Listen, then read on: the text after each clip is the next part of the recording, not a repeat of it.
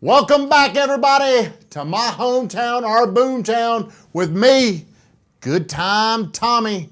It's Wednesday. Hopefully you'll watch this show on Friday. I'm counting on my boy Brandon Ray over here, our producer, engineer, director, camera guy, whatever we want to call him. He promised this show will be out on Wednesday, so I'm going to put a little pressure on the guy. How you doing, Brandon Ray? I'm doing good. Today my audience is growing. I got my boy Sean White in here with me. What's up, everybody? Can they hear that? Can y'all hear that? I don't know if the audience could hear you say that. I'm sure they heard me. Can they hear that, Brandon? Yes. Good deal. Today, I'm bringing on a guy named Corey Trimble, who I don't know much about him, and I'm a very inquisitive person.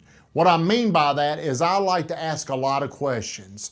And I don't know how long this interview is going to go, because I could sit here and ask this guy probably thousands of questions where it could drag on and on and on and on, but I don't want to do that. I want to get the most content that I can possibly get into about a 45-minute show. So I have had some people reach out on Facebook. They wanted some specific questions asked. I hope I can get to all your questions. I may not, because I really want to hear Corey's story. So I'm Good Time Tommy. I'm a local real estate agent. For you people out there that do not know, I'm in the transformation business. And what I mean by that is when you come to me, you may not know me, I may not know you, but at the end of our encounter, it's going to be a transformation. You're going to know me. And not just a surface Tommy, you're going to know a lot about me. You're going to walk away transformed, not transactional. So today my goal is to bring Corey Trimble on here, and we're going to go through a transformation where the audience is going to get a unique chance to know Corey Trimble's story. So stay tuned, come back.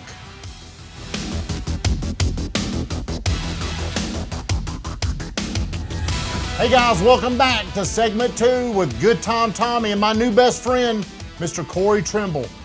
Corey, thank you so much for coming on here. I've heard so many good things about you. This is actually my first time to ever meet him in person. We are Facebook friends, so I don't know exactly what that means, but today is the first time I've actually ever had the pleasure of speaking to him in person, and he doesn't know really what I'm going to ask him. It's going to be very conversational, so I'm just going to open this up. And I don't know much about your past at all. Okay. But I would like to know, I think the audience, the millions of people out there watching us, we would really like to know, what were you doing before God led you to the ministry? It's kind of a long story, but I'll abbreviate it. We got 20 minutes in this segment. Okay, so gotcha. Well, I'm not from this area. I was born in St. Louis, in the now famous, kind of in the Florissant, but now it's the Ferguson area, so it's kind of a famous area. Mm-hmm. So lived in that area of St. Louis. My family moved from there to Dallas, Texas, and then to Middle Tennessee. And when I was 12, my parents split up, which a lot of people's parents split up, so that's not crazy in and of itself. But when they did, I was left with my father. My mother went back to St. Louis, and my sister went to Indianapolis, and was left with a father that didn't really know how to handle a wild teenage kid. And so, just for time's sake, I started smoking dope when I was about 13, cigarettes, and started smoking weed when I was 13. Started doing inhalants, started smoking weed that was laced with crack cocaine, and then eventually moved on to cocaine, started doing speed. Now, what age was this? I went into I did some time at a facility, just an outpatient thing, at a place called Cumberland Heights when I was 15. Mm-hmm. So, sobered up quite a bit after I had two friends, one across the street from me, commit suicide under the influence of drugs, and then I had a good friend that I played baseball with that dropped dead accidentally, overdosed on drugs. Kind of cleaned me up a little bit. Tried to kill myself a couple of times. I tried when I was 15 with pills. I tried when I was 16 with a gun. I guess I didn't. My try was half-hearted there, but I had a gun in my mouth, and so had a very fractured relationship with my family. I still do. Mm-hmm. I'm close to my mother, who lives up in St. Louis, and I'm close to my sister, who lives in Chicago. But my father and I have no relationship, and so I met my now wife when we were 17. We were in high school. She was an atheist and I was an agnostic. I was kind of a universalist. I I just thought that as long as people were good, everything was okay. Followed Buddhism a little bit and dabbled in all these different things, trying to just figure out what was up there. And in 2002, after going to college, by the way, I went to college because my wife's attractive, so I didn't want someone to steal her. So I just, That's a good reason. yeah, that's why I got a bachelor's. Do you mind me going back? I'll start asking you all these questions. Sure, So, sure. What do you think was leading you to your drug use at 15, 16 years old, or even younger? What do you think led you there? Just a lack of. My mother's a great woman, and she was in my life to the best of her abilities. It was a lack of a father. Okay. So usually whatever we go through, that makes our unique experience who we are today. Sure. So you probably have a gift in helping people, I'm assuming, at this age, or 15 Well, or 16? I'm 36 now, and I'm getting us off track. I apologize. sure, no, But, it's okay. Before I came to know Christ, it seems to be a pretty common occurrence that most people don't have good male role models in their life, and so that's not just a teenage thing. I've noticed that that's guys our age and older struggle with what it looks like to be not just a godly man, but a man in general, because we haven't had very good examples. But so what happened was, when I went to college, I was signed with a record label out of Japan, and I played music. Okay. And so that's what I did. Okay. And so my first 2 years of college, I almost flunked out, and so Me too. I was on the 6-year path for my bachelor's. But 5.5, I beat you. All right. So, but I was touring around playing music, was traveling all over the place, signed with several different record labels, and I had run my relationship.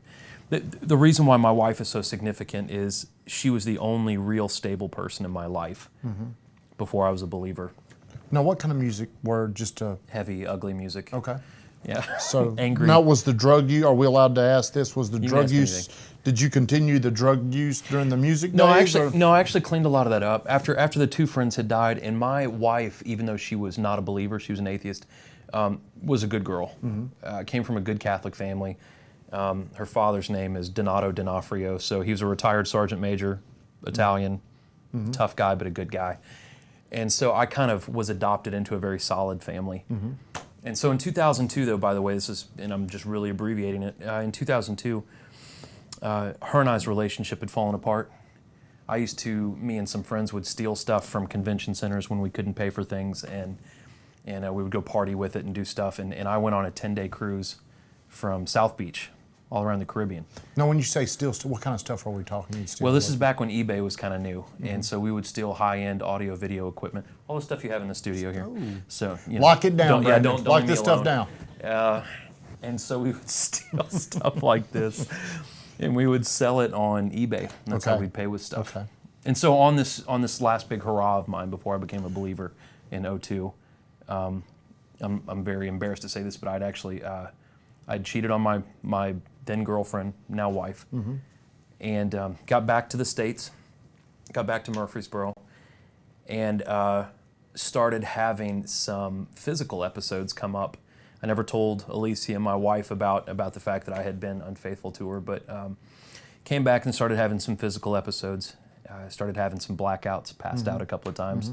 Long story short, because I don't want to bore anyone, but went to several neurologists, and they thought I was in the beginning stages of multiple sclerosis, MS. I was 22. And so that kind of put me into a spiral of depression. And in the summer of 2002, I had lost my ability to play guitar because my hands weren't functioning properly. And I'd actually lost a lot of mobility in my legs, and so all my friends... So it looked like the multiple sclerosis was setting in. Is that what you're thinking? Yeah, and looking back, I don't know if it was MS or not. I don't know if it was, not to over-spiritualize things, I don't know if God was doing something to me to kind of wake me up from the life I was living, but it had the symptoms of MS, and so in the summer of 2002, I'd pretty much lost everything. I couldn't work, I couldn't play music, I lost all my friends, and at the peak of that, Alicia, my wife, had found out that I'd been unfaithful, and she left. And so in August of 2002, I had lost everything. At 22. I was about to be 23. I was about to turn 23 years old. Okay. And so in August of 2002, I had $600 to my name. I bought $600 worth of vodka, and I went back to my house on Peachtree, kind of tucked in there off Jones, and I tried to drink myself to death. So this is your third attempt? Yeah. Okay. And on Wednesday, 3 days after drinking, I got up, and for some reason I had a red Jeep. I always include that in my story. I don't know why. I think I just want another Jeep. But anyways, I got in my red Jeep, and I drove to a really charismatic United Pentecostal church. You guys ever been to a Pentecostal church? Okay, yeah, it's like church on speed, right? So, so I went to this Pentecostal church, and you're about to ask something. Well, I was just going to, I was wondering, what was it? Was it just something that told you to go there? I mean, what? You're drunk for 3 days and now you're going into church. Well, So, when I was a kid, before my parents divorced, they took us to church. And so the only church exposure I ever really had was till I was about 12. And it was in a United Pentecostal church. And so I knew that there was one in town. I knew that I was at my wit's end. I just got scared. And so I knew the pastor of this church because I worked at Hastings a long time ago, and he would come in and just talk with me.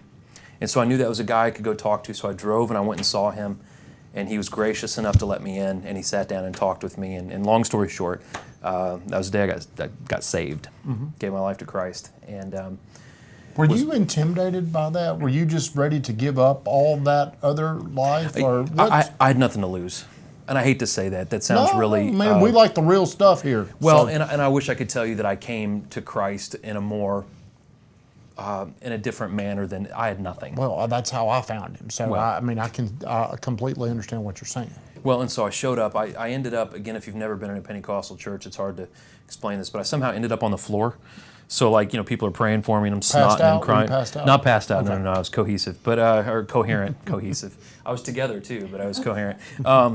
But people were praying for me and crying and snotting and all gross. And anyways, that's when I became the obnoxious Christian.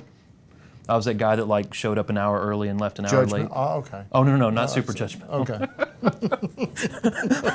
There's lots of those too, but I wasn't one of those.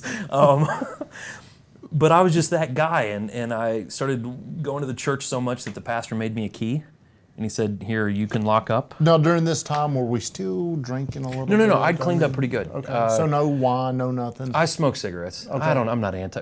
Our church is connected to a brewery, so we're okay with. So during this time, are you away from your wife?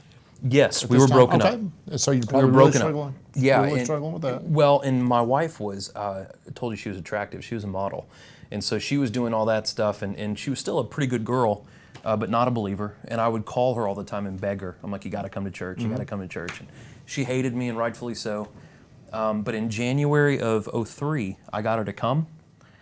And so this is why I asked if you guys ever been to a Pentecostal church. I got her to come to a night service. So the day services were wild. The night services were wild. And I get her to come. We go into the church. We sneak in a little bit late. We sit towards the back. I was where you are, and she's here, and everyone's in front of us. And it was one of those services where crazy tambourine ladies beating on stuff and guys running around. I don't know if any of you guys have ever been in this atmosphere, but I was kind of used to it, She was pretty freaked out, thoroughly freaked out. You want to go get your amp, I guess. Yeah. Play guitar. But, it was nuts. Long story short again, though. She gave her life to Christ at that service. And So it just happened just like that. no, she. What does it mean when you say gave your life to Christ? Does that mean? It was a little bit more in depth than that. Okay. With her, in the middle of that service, I was kind of standing here like this, and I'm praying, and I'm like, God, make crazy tambourine lady stop, and running around guy and make him trip or something, and I'm praying for God to settle things down, and He didn't. And so Alicia, my wife, was a chemist for a long time, so she thinks like a chemist, right? Very practically. She leans over to me in the middle of service and says, "Get me the expletive out of here." And I said, "Okay." I helped her out. I said, "As long as you never use the F word in church again, I'll take you out." So took her out, got out to the car. We started to drive her back to her apartment on Northfield, right down the street. And everyone's going to think I'm crazy. No, man, this is good stuff. Okay, all right here. right. So got halfway down the street. My wife started freaking out in the car, going crazy, punching stuff, screaming, cussing, throwing a fit. The only Is she thing mad at you for? I think she was mad at God. Okay. She'd never felt God before, and I think I think she was just pissed off at the whole this turmoil inside of her. I hope I can say that word. We can say whatever. Oh, well, shoot. You say whatever. So I turned around. That's all I knew to do. I turned around, went back to the church. I say drug her in. I didn't drag her in, but I kind of helped her in. Laid her down on the back pew, and that's when you asked, gave her life to Christ. Similar to me, bawling, crying. Snot. Yeah, very, very dramatic. Did everybody come around over there? That's what they do, man. Yeah, they all came. It was like a dog pile of prayer. Okay, so up until this point, you said you've got had you graduated college yet? I still had about a year. But you're working on a English degree, is that? Yeah, I got my degree in English. So we're not going through the seminary route. No, I did like a shadowing thing with my pastor. I thought I was going to go to seminary when I finally felt like I was called to do that, and he said, basically just shadow me, and that's what I did. Okay, so was it at the Pentecostal church? At the Pentecostal So church. was it at that church? Did you stay involved in this? I did for about 5 years. And we eventually left the church just because there's theological things that I didn't. The more I got into the Word, the more I thought that things didn't line up. So, at 23 years old, how much did you know about the Bible? How much did you know about Christ? Not much. So all this stuff was just like self-study. How did you get better? Self-study. And I remember I was working at the Red Rose. You guys remember the Red Rose? Anyone? Yeah, coffee place. Yeah. I used to work at the Red Rose, and so I was working at the Red Rose. I started doing Bible studies with all the guys from Short Mountain. Short Mountain. Charles Manson, I think. It was good some times. of his folks, yeah. So these guys would come down and do Bible studies, and just being almost forced to dig into the Word. That's self-taught. No, at this age, at 22, 23, when were you becoming a serious student? When I knew that it was. What age did that happen? I knew that one day I would do a church. I think when I was about 25. So 2 years into this, I'm going to call it a recovery. Sure. We can call it whatever it is. No. 22, 23 years old, within 2 years, you are so focused, now you believe you're going to start your own church. Yeah, and I went to work for that Pentecostal church as a student pastor for 2.5, 3 years and loved it. But again, I saw some issues. I saw some issues with that denomination and knew that I would eventually be out of it. I have a big heart for community service. Okay. And let's talk about these. Sure. Well, I want to get into your beliefs with in the next segment. Okay. But during this time, are people in your church saying, are they talking about your complicated past? Are you hiding it? Did you own it? No, I owned it. I owned it. it. And some people were very okay with that, and some people were not okay with that. My pastor, who's a very good man, even though we kind of had a little bit of a falling out, but we reconciled it. He was okay with my past. Now, was it a slow progression, or was he okay from the day you told him you wanted to? He was okay from the get-go. Okay. Yeah, he was good. So at 25 years old, are you starting to express these concerns with your pastor? Or are these more private? And where is your wife during all this? She was on board. She got on board. She was working as a chemist. I was working as a student pastor. I had taught English at Smyrna High for a couple of years, kind of in between the time I became a Christian and started working at the church. So for a couple of years, I was at Smyrna High School. And left Smyrna to work at the church. And I worked at the church for about 2 years before I started having kind of an internal conflict about the denomination I was a part of and leaving. And when I expressed the interest in leaving and starting a church, that's when there was, if you walk up to your boss and you say, hey, I'm thinking about leaving, there's instantly a tension. Yeah. And that's kind of what happened. So during this time, let's take your thoughts when you're 18 years old and now at 25. How did it just change from your heart? Or I'm sure you still had that stuff in you, but you have somehow just changed the way you're thinking, or living. Yeah, it was. It was a very, not to over spiritualize, but it was a very spiritual thing that my heart was changed. And the last big cut, or last big kind of dividing thing that had to be laid down, was I was signed with a record label based out of Alabama until I was 25. Oh, so you haven't given up on being Motley Crue? I had not. That was good. That was the last big thing. Is we had a record that had come out globally, and so I kind of had this last big test of do I continue down this pathway, or do I commit to working for Christ? Now, was there a time where you thought at 24, 25 you could make a lot of money in music? Was that? I think I could have. I think I definitely could have. So you were at a crossroad at this age where you Sure. could have gone back out on that. Yeah, back on tour, and I think it eventually would have cost me my marriage. It would have eventually cost me my Sounds faith. like you know. it would have. So at 25, give us from here. How old were you when you started the experience, or did you do something before the experience? Oh no! I was. I started the experience at the worst possible time I could have. It was 2009, right when the economy sucked. Okay. Right. And so I went from speaking all over the country and writing for publications and doing all that stuff to I was scrubbing toilets at a factory in Manchester. Now, hold on. Now, we're going to talk about the experience in the next segment. Okay, I'll wait. But what were you going around the country and speaking on? I would speak at different United Pentecostal churches, at leadership seminars, and like a lot of the stuff you guys do here, except I would do it for the Christian world. Okay. You know, how do you organize student groups? And I'm 42. You're 36. 36. So I'm thinking back. At 25 years old, that's still a very young person. At 25, I was immature. Well, and I made all the mistakes at 25. But it sounds like your life came together in a hurry from 22 to 25. Well, I'm sure it's... Well, and one of the things when I was younger, I kind of had to grow up fast. When my parents divorced, again, my mother did the best she could from a distance. My father he's from LA originally.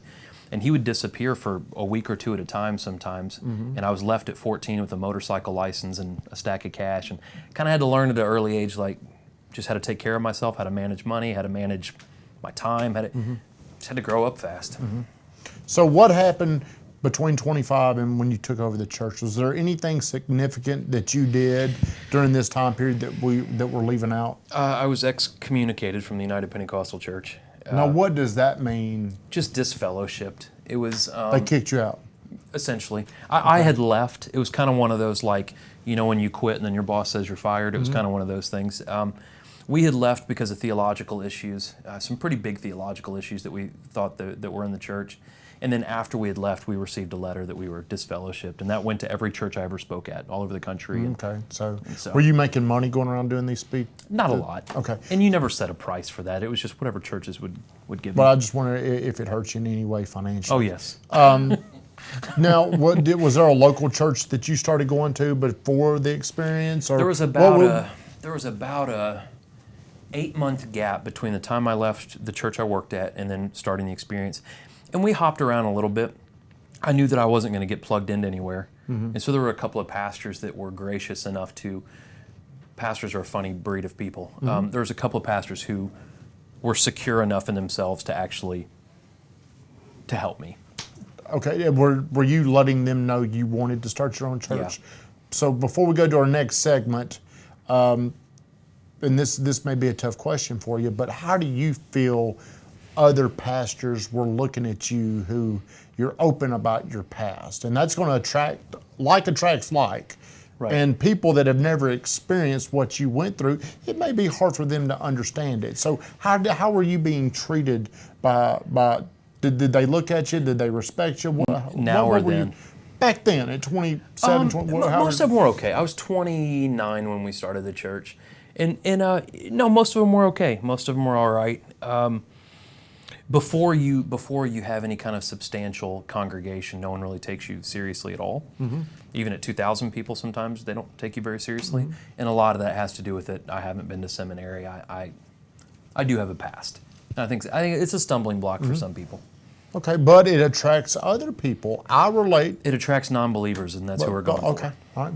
Well, we're going to wrap this segment up. We're going to come back in the next one, and we're going to pick up when he started his church. So stay with us. We'll be right back with my favorite rowdy preacher in our next segment. Thank you.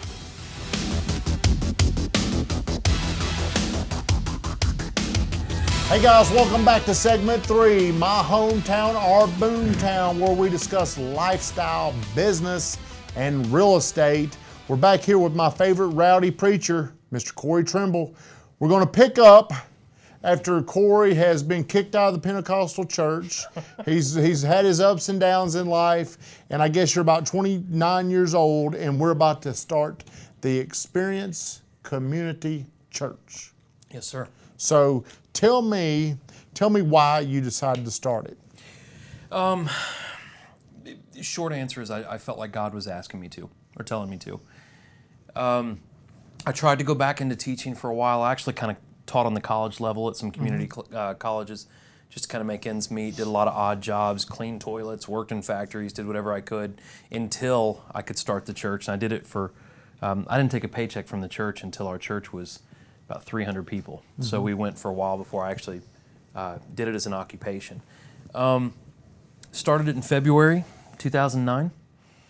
And we'd written a book, me and my executive pastor. The reason why that's the book, yes, strategically placed. Now, in the if people there. want to get this book, Authentic Pursuit, where do they get this book? It's on Amazon and it's on Kindle, and Okay. it's also you can swing by the church and get one a couple bucks cheaper. But the reason why we wrote that, and that wasn't just me trying to plug it, is we had no denominational help, we had no family help, we had no friends, my wife and I, we had nothing, and so we literally had to start this from nothing. Okay. And so tried to write a book if anyone ever else was crazy enough to want to do such a thing. Hopefully this will help them a little bit. Okay, so that was your why. What was your vision when you were starting this? Where did you see this going? Well, there's a lot of churches in Murfreesboro, a lot of good churches, and I kind of struggled with God in the whole idea of starting a church here because at first I didn't think that Murfreesboro needed another church. I always had a heart for the Boston, Massachusetts area, for the New York area. That's where my wife's from. And so I kind of had a heart for that, but that's not where we're being led. And so I kept asking God, what niche do you want me to fill that maybe isn't being filled? And the niche essentially was the very unchurched and homeless, people who had never been to church, either people who had been damaged by church, and all the people that kind of were stuck in the place I was at before I was a believer. And so we relied heavily on community service stuff, did a lot with the homeless, still do a lot with the homeless. Reached out to the punk rock kids, reached out to people that struggle with sexual issues or sexuality, and we purposely didn't go for believers, we went for people that were very much on the fringe. That was kind of our bread and butter. Misfit, very much. Misfit, okay. Very much. The one question, and I've talked to people, and please don't be offended by any No, I question, won't get offended. but No. a church is a business. And when you're targeting people like this, do you rely on their money? How does man. it work whenever It's hey, hard. We're going to bring in homeless people, and hey, we need you to bring up your money here. So Well, we used to make jokes about that. We still make jokes about it. The first 3 years of our church's inception, it was mostly homeless people and college students, and they tithe about the same. they all have student loans for the college kids. Right. So it was tough, and it was a slow road, and our church has remained debt free even to today. So we've never had that extra added pressure on us to raise a lot of money. But it was just two times a year, I show where every single dollar in our church goes. I tell the entire congregation this, including our salaries. I show all that. I show what we do with our money. 20% of all of our money that comes in, we give away to different things in Murfreesboro. And Now, why did you pick 20%? That sounds like a lot of money. it is. This year it'll be about $400,000, or next year it'll be about $400,000. That much money? That we'll give away, yes, sir. And so the reason why we picked that number, it'll be about $350. Anyways, it's irrelevant. We picked that. We started off with 10%, and I just felt like that just wasn't enough. And I felt like the more we were willing to give to either other churches, other organizations, nonprofits, the community, other churches outside of our city. We helped some churches in New England. We helped churches in Africa and South America and all these places. But the more we did that, the more God would send us people that were affluential and who had the same heart that we had. And so God in the last 2.5 years has sent us very influential, affluential people that make up for the massive amounts of people that don't.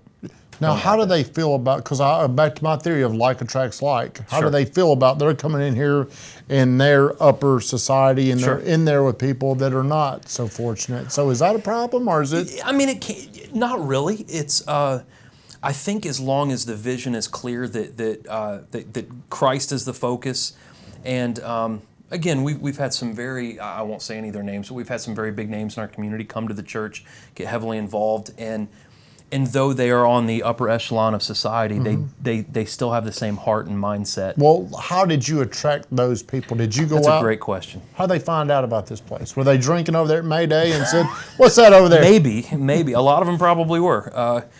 Our worship nights, people will come in with growlers. You ever seen a growler? People come in, we're worshiping, and they're just kind of kicking back growler. Anyways. With coffee? Oh, yeah. I think beyond just the social justice part of our church, I think simply the Word of God attracted a lot of those people. A lot of those higher echelon are higher educated. They're very intelligent. They're very driven, ambitious. And though our church is a lot of diversity, economically, racially, it's very, very diverse. We do things with a lot of excellence. And whether you're a millionaire or a school teacher, excellence, there's a certain demographic of people that I think are attracted to just things that are done well.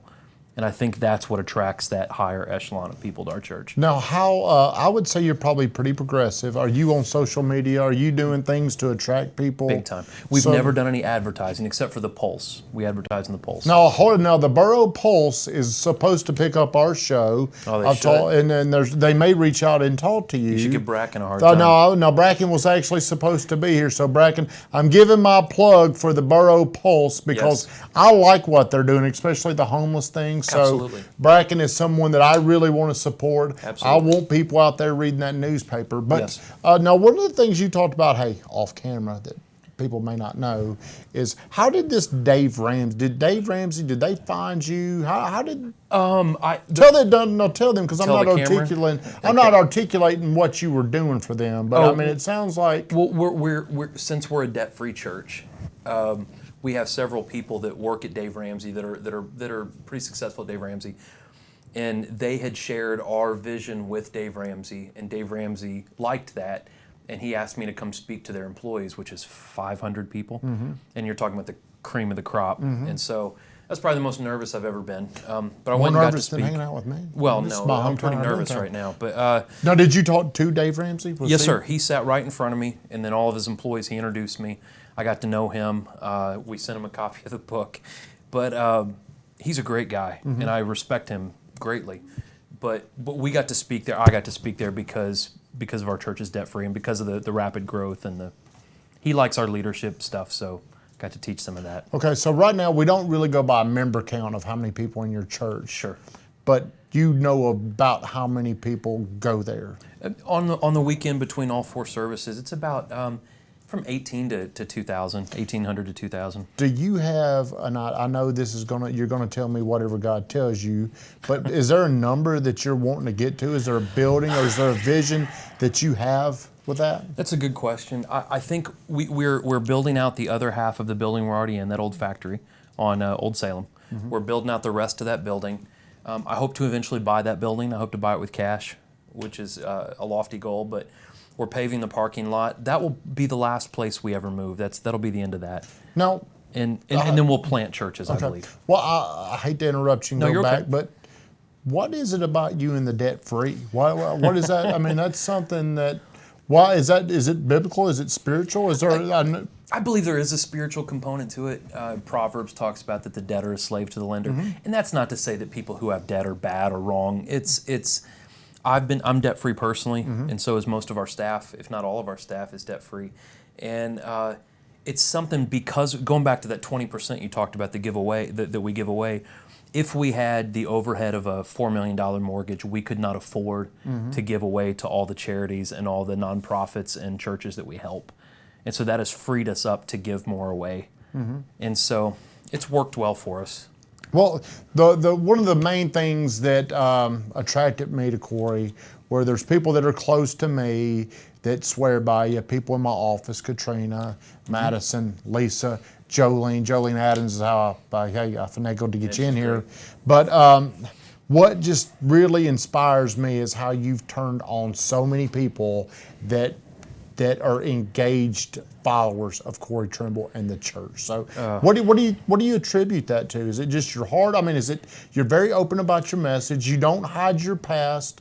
That is something that, I mean, I admire that about you so much. I think I hope there's I hope that anyone that starts to follow me, I hope they ultimately follow God. I think the attraction to the church, more so than just me, is it is an extremely genuine atmosphere. People can come of all backgrounds, and I think that's because I'm so quick to tell my story and so quick to share my faults and the things that I'm not good at, and the mistakes I make. And I think that just opens up. We've created a culture that is safe, and we've created a culture that kind of rewards confession. And I think people like that. Okay, so what is it that, if we had to say, I don't know if you could want to answer this may be a trick question, but is there anything in your ministry that plays on your heart emotionally more than anything? Is it your help with homeless people or people that maybe didn't have a father? What is it that you're the most passionate about in your ministry? I think it is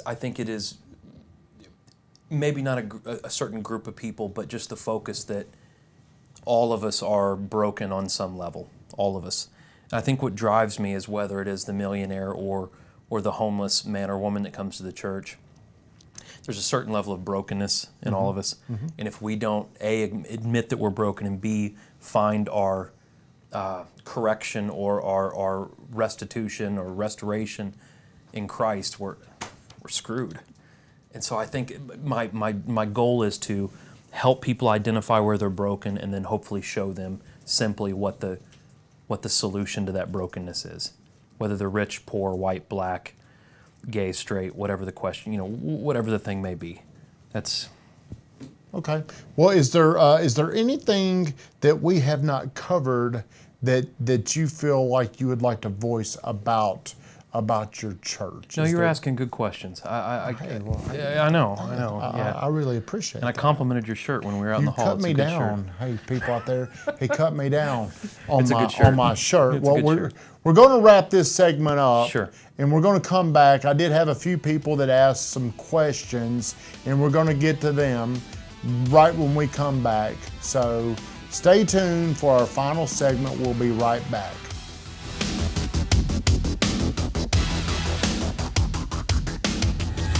Welcome back to section scene 4, whatever we call this. We're on our last little conversational piece here with my new best friend, and I've never done this before where someone was so popular they actually started sending me questions. So one of my guys sitting in here has already sent over a question. So I'm going to ask, excuse me, I'm tongue-tied, I'm rattled during this session.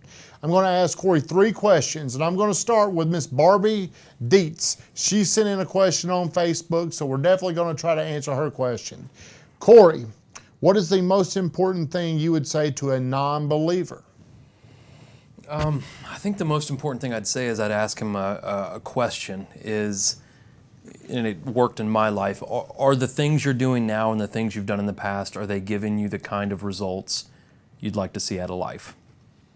And so I would ask them a question. Are the things they're doing now, are the choices they're making, the way they're living, is it producing the contentment and the happiness, the joy that they would like to see? And if the answer is no to that, that's when I would introduce. Well, let's take this a little bit further because I think that is the best way to answer it. But let's talk about the people out there that live, like I was talking about earlier, on the outside, where they have all these great things, whether they're an athlete, whether they're just somebody that has a lot of fame, they have a lot of money, they don't even know how empty they are. So how can you reach someone that doesn't know their life's great?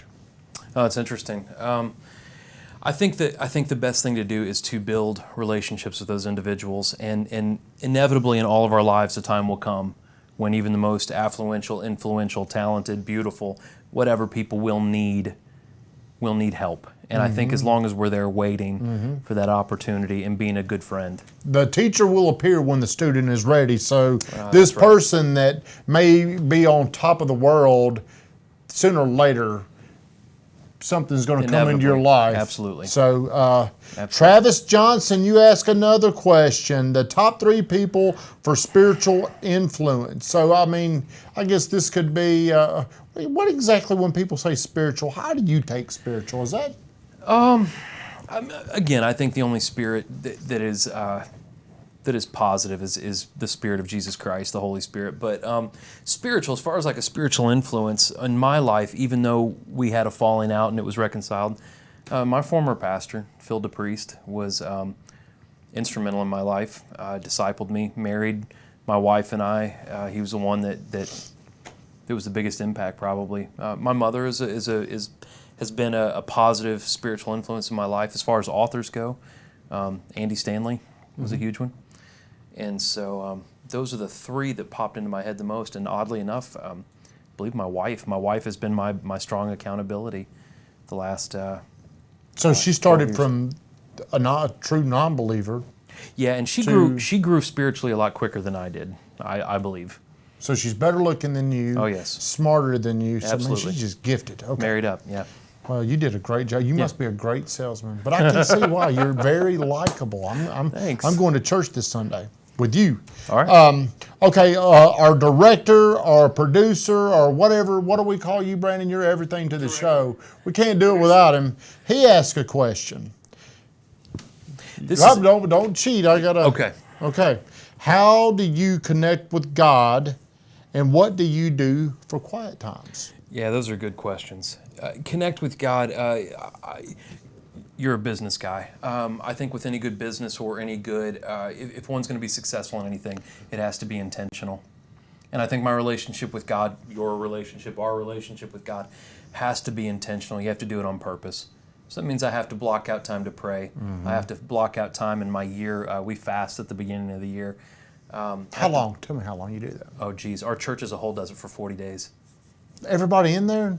We had about 1,000 last year do the fast with us. Now, what do y'all do? Weigh them to make sure they haven't been cheated? How do you know if you're fasting or not? It all comes back. We fast different things, media, and we fast food and all kinds of stuff. But you have to be intentional. And so how do I connect with God? I do it on purpose. Purpose. And then what do I do for quiet time? I really struggle with that. That's something I'm not good at. And I think there has to be intentionality. You know this, again, as a leader and someone who works in the business world. If you're not charged up and if you're not refreshed, you can never be what you're supposed to be to everyone else. And so I'm not good at my quiet time, but at the first thing I do when I get to work at 7:30 in the morning. I take from 7:30 to about 8, and I go into our prayer room. I read what I'm going to be teaching that week. I study a little bit, and I pray, and I just have to settle down. Well, our list of questions has grown because I'm starting to get these questions. And what I would like to ask you is what, and you may have already answered this, I hope you didn't, but what do you really struggle with today? Oh, dear Lord. I mean, what is it that really can bring you down? As Michael Burt calls it, what is your kryptonite? What is your My one kryptonite? I have trust issues. Whenever things are out of my control, it makes me anxious. Right now we're doing a building project, not a building, we're restoring a 115-year-old factory. And so restoring 40,000 square foot of that and then building redoing the parking lot out there where our place is. Those are things that are out of my control. I can't accelerate those things. I have to go through the city, I have to go through builders and contractors, and it's very difficult for me to have things outside of my control. And it's hard for me sometimes. That's my kryptonite is when I feel like I can't choose. When I feel like it's out of my sphere. And that's hard for me. And in my walk with Christ, I'm learning that sometimes giving stuff over to Him is extremely difficult for me. I want to hold it. Because you're smarter than Him. You know, but that's how I feel sometimes. I understand. And like you know yourself better. And that is my kryptonite. Okay. Well, it is coming up probably on a special time of year, I would assume, because of how much you give back to community. So is there anything that you're doing that maybe we could get people involved with we just to help did a big you? one. Yeah, we just did a big one called Help Portrait that the city gets behind pretty well, and the Daily News Journal always writes an article about it, where we invite in low-income families to, we have, I can't remember how many photographers we had this year. Photographers come in and they take high-end pictures, we frame them, print them on site, and give them back to the community as gifts. That's a big thing we do, and we just got done with that. That's kind of our last thing for the year. And but every single week we feed about 200 homeless people, and we disciple and mentor. Does that go on even during the cold times? I mean, especially. Where is that, by the way? Where do we? On Saturday nights, they meet at our church, I think around 4 o'clock, and a team goes out to Journey Home, and then on Sunday mornings we feed people at Old Fort Park. We're at Old Fort Park. That's We rent out one of the pavilions. one of the pavilions, so you could go right over. It's called there. 5,000. We've been doing that for about 4 years, and we've served, I don't know, 35,000 meals or something. A lot. So how many homeless people are usually there? Between both of those, probably about 175. What kind of, if we wanted to donate food, or is it more than, what can people do that may not partake in this, but could still some way be a helpful hand in it? Money. Money? Money, absolutely. Well, some people are going to ask, what makes a difference? I know you're going to say anything, but I mean, give me like if we were wanting to raise money, are we talking like $500, $1,000, $1,500? What is it? What makes a difference? Our church spends just on the homeless every year. We probably roughly spend between personnel and just food and everything, probably somewhere in the neighborhood of about $60,000 a year just on that. And so every little bit goes a long way. We stretch it. We stretch it. Well, we want to help people. I'm the type of person, I want to help people. You coming on this show has meant a lot to me. Getting to know you, this has been very, very, it's been very moving for me to get to know you. And the people that watch this, if you could share this with someone, it's not about me, although I love attention. If you could share this with people, because it's the spotlight on your church, it's the spotlight on this guy. And I think the more attention you can get for whatever it is that you're doing, better things are going to happen. So, Corey, I appreciate you coming on here. Is there anything that we have left off that you feel like needs to be said? No, sir. You've done a great job. Hey, thank you. Hey, well, thank you, and my little girly shirt he's calling it. So guys, hopefully you'll see this soon. We'll be back at the first of the year. So I want to wish everyone out there a Merry Christmas, Happy New Year, and be thankful for what you have. Yes. And to you, what does Christmas mean? Let's end on what you feel like Christmas is and what it should mean to the people out there. Well, because I don't have much of a connection to my family, I have my mom and my sister. That's really about all I have. It has made me appreciate just the people around me, my community, the church. I mean, just relationships that I make along the way. It's made me very appreciative for our city and the family beyond our flesh and blood. So, all right. Well, guys, thank you so much for tuning in. I hoped you got a unique look at Corey. Maybe all of you already knew this, but my main mission is to get a chance to open up these people to our town to show what they're doing. So, guys, thank you so much for tuning in to my hometown, our Boomtown, with me, Good Time Tommy. Merry Christmas.